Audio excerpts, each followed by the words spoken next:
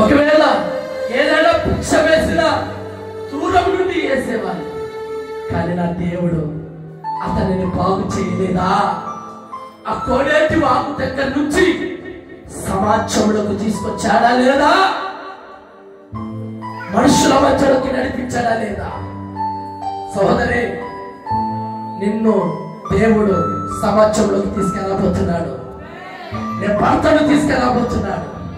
పాడైపోయినటువంటి, చెదిరిపోయినటువంటి, నిందల పాలైపోయినటువంటి, దోషిగా అవమాన పాలైనటువంటి నీ జీవితంలో అన్నిటిని కొట్టివేసి దేవుడు నిన్ను సమాజంలోకి తీసుకెళ్ళబోతున్నాడు. దేవుడు నిన్ను బాగు చేయబోతున్నాడు. దేవుడు నిన్ను స్వస్థత పరచబోతున్నాడు. అందరిలో తిరిగేటట్టుగా చేయబోతున్నాడు. అందరిలో తల ఎత్తుకొని తిరిగేటట్టుగా చేయబోతున్నాడు. విశ్వసించిన వారి జీవితాలలో ఇది జరుగుడుగా, నమ్మిన వారి జీవితాలలో ఈ కార్యము రూపుదాల్చుడుగా, దేవుడు ఉన్నతమైన స్థితిలో నిన్ను తీసుకువచ్చుడుగా. నమ్ము, నమ్ము, దేవుడు బాగు చేయడుగా. చేతులెత్తండి, చేతులెత్తండి, చేతులెత్తండి.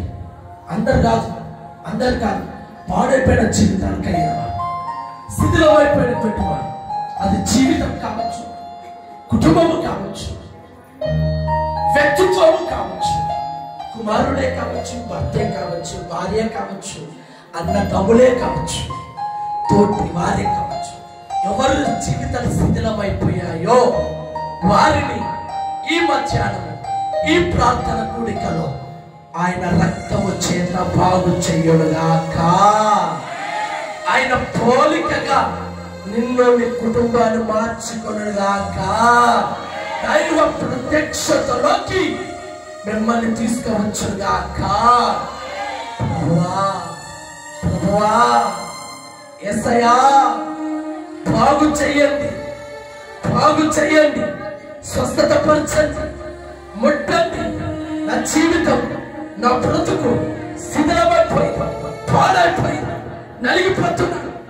ఏమి చెయ్యలేని దౌర్భాగ్యుడనైనా, అభాగ్యుడనైనా, దరిద్రుడనైనా నా జీవితంలో కార్యము జరిగించవా? నా జీవితాన్ని మరలా ఒక్కసారి కట్టవా?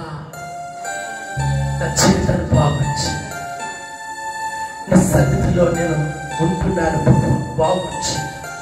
ఎందరైతే చేతులెత్తి చూపిస్తున్నారో వారి జీవితాలను ప్రభు బాగు చేయడుగాక. బయలుపరిచిన విధముగా ముగ్గురు జీవితాలలో, ముగ్గురే కాదు, నా దేవుడు అనుకుంటే 30 మంది, 300 మంది, 3000 మంది, 30,000 మంది జీవితంలో కార్యం చేయగలిగిన శక్తి ఆశించిన వారందరి జీవితంలో కార్యములు జరిగించుగాక.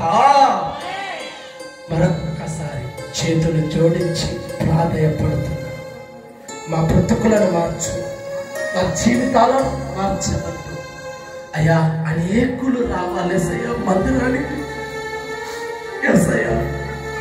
అనేకులు నడిపించుదేమో. ఎన్నో కుటుంబాల దగ్గరికి రాత్రి అనగా పగల దగ్గర వెళ్తున్నాం, చేసి వస్తున్నాం. ఈ మందిరము నిండాలి, ఈ మందిరము నిండిపోవాలి.